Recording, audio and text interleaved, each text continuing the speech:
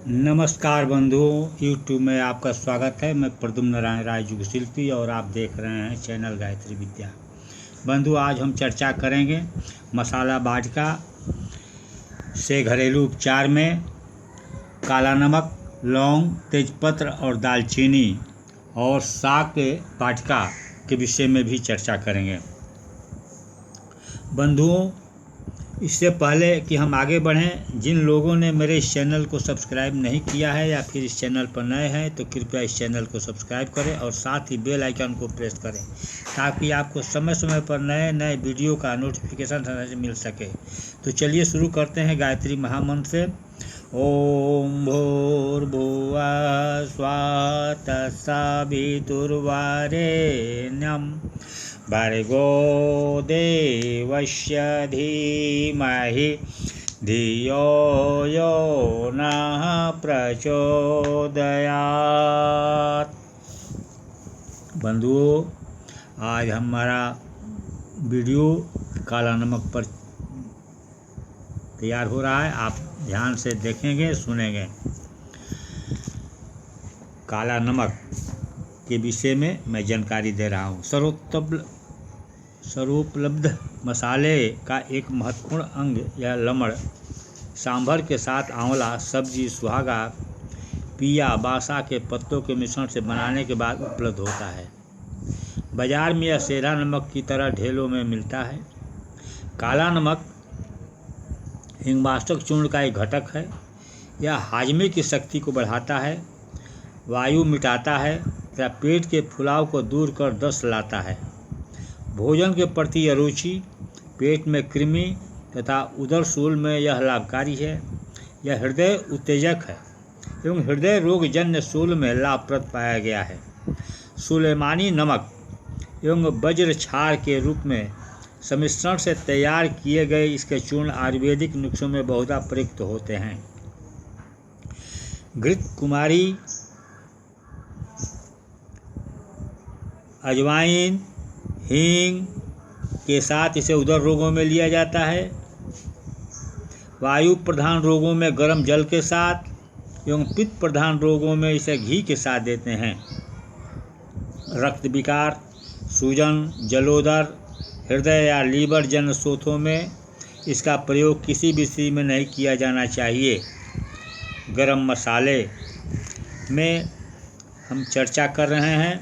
अब गरम मसाला के विषय में, विशिष्ट समशीतोष्ण जलवायु में पैदा होने वाली कुछ औषधियाँ ऐसी हैं जिन्हें घर आंगन में उगाया तो नहीं जा सकता, पर सूखे रूप में वे औषधि की दृष्टि से एवं मसालों के रूप में सर्वोपलब्ध है। लौंग, तेज पत्रक एवं दालचीनी की गणना इसमें प्रमुख रूप से की जाती है। लौंग के विषय में आप सुने और ध्यान देखें। अपने देश में जंजीबार से आती है। लौंग जो है अपने देश में जंजीबार से आती है। कुछ वर्षों से दक्षिण भारत के समुद्री किनारों में सफलता मिली है। लौंग वृक्ष के सुगंधित होते हैं एवं इसके फलों की कलियों को ही लौंग कहा जाता है। वे ही लौंग लाभकारी होते हैं जिनमें से तेल न निकाला गया। लौंग चरपरी, अग्निदीपक, रुचि बढ़ाने वाली तथा कफ पित्त शामक है। खांसी, श्वास, शूल एवं क्षय रोग में प्रयुक्त होती है और तृष्णा तथा वमन को दूर करती है। लौंग को दांतों के दर्द में, दंत क्षय, कैविटीज में प्रयुक्त किया जाता है। यह सभी जानते हैं। पाचन क्रिया पर इसका सीधा प्रभाव पड़ता है। भूख बढ़ती है एवं पाचक रसों का स्राव बढ़ता है। पेट के कृमि इसके प्रयोग से नष्ट हो जाते हैं एवं कब्जियत मिटती है। इसकी प्रयुज्य मात्रा 1 से 2 तक की है। इसे पीसकर मिश्री की चाशनी या शहद के साथ देते हैं। लौंग का सबसे बड़ा गुण है रक्त श्वेत कणों को बढ़ाना व जीवनी शक्ति के लिए उत्तरदायी कोषों का पोषण करना। इसी विशेष गुण के कारण इसे क्षय रोग एवं ज्वर आदि में एंटीबायोटिक की तरह प्रयुक्त किया जाता है। वायु नलिकाओं को फैलाकर श्वास अवरोध को मिटाने वाले, कफ निस्तारक गुण के कारण यह दमा रोग में बड़ी लाभकारी है। यह रक्त शोधक एवं मूत्रल है। फोड़े, फुंसियों या त्वचा सूजन में इसका चंदन के साथ लेप करने से वेदना मिटती है एवं व्रण जल्दी भरता है। लौंग चिरैता समान भाग पानी में पीसकर शहद के साथ पिलाने से ज्वर उतर जाता है। लौंग को जल में पीसकर गर्म करके ललाट व कनपट्टियों पर लेप करने से स्नायुजन्य सिर दर्द तनाव मिटाता है। श्वास की दुर्गंध इससे मिटती है। खांसी में लौंग को ठंडे पानी में पीसकर छानकर मिश्री मिलाकर एवं आग पर भूनकर शहद में मिलाकर चाटते हैं। वस्तुतः लौंग बड़ी गुणकारी औषधि है। इसे सीमित मात्रा में निर्धारित अनुपान के साथ प्रयोग किया जाए। तेज पत्रक के विषय में आप सुने, इसके लाभ गुण। उपयोग। तेज पत्रक, इसे तेज पात भी कहते हैं। हमारे यहाँ या हिमालय में 3 से 8,000 फीट की ऊंचाई तक पाया जाता है। इसके 20 से 30 फीट ऊंचे वृक्ष होते हैं जिनके हर अंग में सुगंध आती है। इसके पत्ते मसालों के रूप में प्रयुक्त होते हैं। इसकी मात्रा पत्र चूर्ण 4 मासा की है। तेजपात कफ रोगों के लिए बड़ी उपयोगी वस्तु है। गर्म और खुश्क यह औषधि पिपली चूर्ण की 1 ग्राम मात्रा में शहद के साथ लेने पर खांसी और जुकाम को मिटाती है। अदरक के रस के साथ अथवा अदरक के मुरब्बे की चाशनी के साथ इसके पत्तों का चूर्ण लेने पर दमे का प्रकोप मिटता है। पेट के वायु विकारों में दस्त अधिक लगने की स्थिति में अजीर्ण में इसका काढ़ा पिलाते हैं। मधुमेह में भी इसे उपयोगी पाया गया है। प्रसूति के पश्चात इसका चूर्ण या काढ़ा देने से अधिक रक्तस्राव एवं सेप्टिक होने के अवसर कम होते हैं। मासिक धर्म की अनियमितता इसके प्रयोग से दूर होती है। मुख की दुर्गंध इसके प्रयोग से दूर होती है एवं मसूड़ों पर मलने से दांत मजबूत होते हैं। तेजपात के मसालों में प्रयुक्त होने का मूल कारण ही इसका वात पित्त कफ नाशक गुण है। साथ ही यह पाचन क्रिया को भी सुव्यवस्थित करता है। इसका नियमित सेवन हर दृष्टि से लाभदायक है। दालचीनी के विषय में आप सुने देखें, इसका लाभ गुण कैसे उपयोग किया जाएगा इस पर वर्णन कर रहे हैं। इसे दारू सीता अथवा तज भी कहा जाता है। इसके पत्तों में एक अन्य वृक्ष की मिलावट अक्सर हो जाती है। महाराष्ट्र व गुजरात में इसे तज नाम से ही जाना जाता है। यह हिमालय क्षेत्र अथवा समुद्री किनारों पर मलेशिया एवं लंका में पैदा होता है। तेजपात की छाल भी दालचीनी में कभी कभी मिला दी जाती है। छाल कड़वी चरपरी पर सुगंधित होती है। चूर्ण की मात्रा 3 से 6 मासे तक एवं तेल की मात्रा 5 बूंद तक प्रयुक्त होती है। दालचीनी वात पित्त शामक है। इस गुण के कारण इसे मंदाग्नि में आमाशय को उत्तेजना देने के लिए, पेट की आयु को निकालने के लिए, मरोड़ एवं वमन बंद करने के लिए, अतिसार एवं कृमि रोग में बड़ी सफलता से प्रयोग किया जाता है। क्षय रोग के कारण बलगम में खून आना इसके प्रयोग से रुक जाता है। गर्भाशय की शिथिलता में इसका प्रयोग लाभकारी है। दालचीनी मूलतः रक्त शोधक है। अतिसार में दालचीनी की छाल में 4 से 1 के अनुपात में कत्था मिलाकर इस सम्मिश्रण का काढ़ा पिलाने से दस्त बंद हो जाता है। सौंठ व इलायची को समभाग में इसके साथ 5 रत्ती देने पर कब्ज मिटता एवं भूख बढ़ती है। सौंठ के साथ सर्दी जुकाम इसका काढ़ा देते हैं। बहुत अधिक दिनों की खांसी में दालचीनी, सौंफ, मुलहट्ठी और मुनक्का इन सबको मिलाकर गोली बनाकर लेने से शीघ्र ही आराम मिलता है।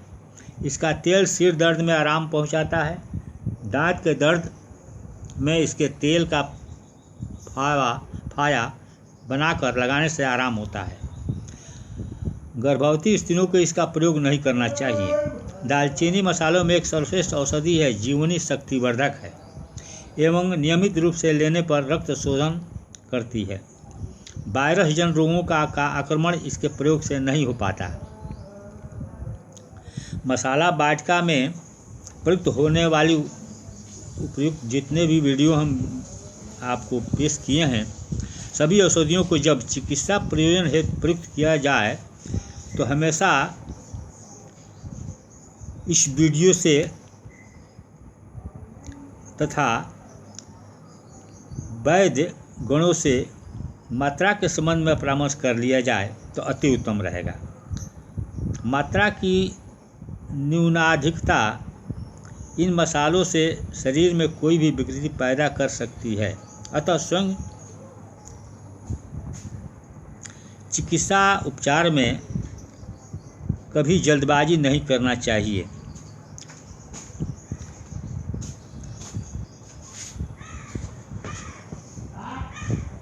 इस बात को ध्यान में रखते हुए सदैव जो वैद्य हैं, चिकित्सक गण हैं, वैद्य ही इसके विशेष आपको परामर्श देंगे, इसके क्रम बताएंगे उपचार का,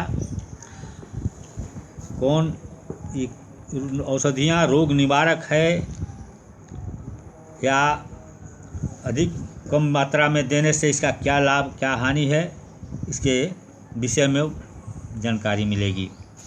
अब जो है आगे मैं वर्णन करूंगा शाक वाटिका भी इसके साथ साथ आप लगाएं तो अति सुंदर रहेगा। शाक वाटिका के सहयोगी उपचार प्रक्रिया के रूप में घरेलू चिकित्सा पद्धति में सब्जियों का नाम मसालों के साथ ही आता है। इन्हें बड़ी आसानी से घर के आंगन में लकड़ी की पेटियों या गमलों में उगाया जा सकता है। पोषक, पाचक, रोग निवारक हर दृष्टि से सब्जियों का कच्चे या उबले रूप में प्रयोग लाभप्रद है। समान जानकारी सभी को इस संबंध में होनी चाहिए। विस्तार से जानना हो तो आगे जो वीडियो हम बनाएंगे शाक वाटिका पर, उसको आप ध्यान से देखेंगे। वस्तुतः पत्तेदार सब्जियां मनुष्य के लिए उपयोगी आहार है। चटोरेपन की आदत वालों को कच्चे साग खाने से कसैले रूप जरूर लगते हैं, पर गुणों की दृष्टि से उसकी उपयोगिता भरपूर है। सलाद कई सब घरों में परोसा जाता है। आहार की प्रकृति, परायणता और गुणवत्ता पर जो लोग ध्यान देते हैं, उसकी दृष्टि में कीमती फलों मेवाओं की तुलना में हरी पत्ती वाले सागों का महत्व किसी प्रकार कम नहीं है। मेथी, पालक, सहजन के पत्ते, मूली के पत्ते, चौलाई, चने के पत्ते, सरसों का साग, अरबी के पत्ते, धनिया, पुदीना एवं अन्य पत्तेदार सब्जियां खनिज, लवण तथा विटामिन से भरपूर हैं। इसमें स्वास्थ्य कारक भोज्य पोषक रेशों के अतिरिक्त कुछ उत्तम श्रेणी के प्रोटीन भी पाए जाते हैं। पत्तेदार सब्जियां स्वास्थ्यवर्धक तत्व प्रदान करती है, जो आँखों की गति, आँखों की चमक, त्वचा का चिकनापन, हड्डियों की मजबूती और रक्त की लाली बनाए रखते हैं। भोजन में आवश्यकता अनुसार खनिज, लवण तथा विटामिन प्राप्त करने का सबसे सरल एवं सस्ता तरीका यह है कि पत्तेदार सब्जियों की एक निश्चित मात्रा प्रतिदिन खाई जाए। पुरुष एवं बच्चों को प्रतिदिन 40-50 ग्राम और महिलाओं को प्रतिदिन 100 ग्राम पत्तेदार साग सब्जियों का उपयोग किसी न किसी व्यंजन के रूप में अवश्य करना चाहिए। अच्छा हो कि इनमें से जिन्हें रुचे या पचे वे उन्हें कच्चा ही खाएं। जिनकी आदत इसे ग्रहण न करें वे इस पत्तों को चबाते जाएं, रस निगलते जाएं और छूछ को उगलते जाएं। इस प्रकार उनका रस आसानी से अधिक मात्रा में सेवन किया जा सकता है। उन्हें उबालना हो तो प्रेशर कुकर में बिना पानी डाले उबाल लें। उनमें स्वयं ही इतना पानी होता है कि अलग से और कुछ डालने की आवश्यकता नहीं होती। जो पानी पत्तों में छूट जाए उसे भी फेंकना नहीं चाहिए, वरन पी लेना चाहिए। उपरोक्त पत्तियों में बहुमूल्य पोषक तत्व पर वे इतने कोमल होते हैं कि तेज आग बर्दाश्त नहीं कर सकते। भूनने, तलने पर या खुले बर्तन में उबालने पर उनमें रहने वाले बहुमूल्य पोषक पदार्थ हवा में उड़ जाते हैं और खाने वाले के हाथ छूछ ही लगती है। जहाँ तक संभव हो उन्हें कम अग्निताप दिया जाए। पत्ती को सलाद की तरह चूस कर प्रयोग न किया जा सके तो उन्हें हल्की आग पर प्रेशर कुकर में उबालकर थोड़ा नमक, जीरा, अदरक, नींबू आदि ऊपर से मिलाकर स्वादिष्ट बनाया जा सकता है। पत्तों को सील पर उसकी चटनी भी बनाई जा सकती है। आहार में हम अन्न, दूध, साग, फल आदि को महत्व देते हैं, वैसा भी महत्व पत्तीदार सब्जियों को भी देना चाहिए। विशेषतया गरीब और विचारशील वर्ग के लिए इनकी उपयोगिता समझने और सेवन की आदत डालनी भी आवश्यक है। जहाँ मसालों का भोजन में महत्व है, वहाँ साग सब्जियों का ताजे रूप में प्रयोग भी लाभप्रद रहेगा। बंधुओं, आज का वीडियो यहीं तक है। इस वीडियो को अंत तक देखने के लिए बहुत बहुत धन्यवाद। यदि वीडियो पसंद आई हो तो लाइक्स और कमेंट करना ना भूलें। साथ ही अपने दोस्तों को ज़्यादा से ज़्यादा शेयर करें ताकि उनको भी लाभ मिल सके। बंधुओं, अगले वीडियो के साथ बहुत जल्द मिलेंगे। तब तक के लिए जय हिंद, जय भारत माता, जय गायत्री माता। ओम शांति शांति।